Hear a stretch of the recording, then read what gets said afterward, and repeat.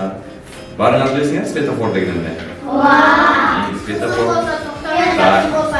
Светофорда қанша өң бар? Қолды көтеріп айтасыз, мен сұрайын.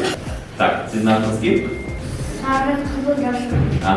Жалпы 3 өң бар екен. А жолды қаяқ жақтан өтөбүз? Ой, азамат, атың кім? Алим азамат. Жолды пешеходтон ғана өтөбүз.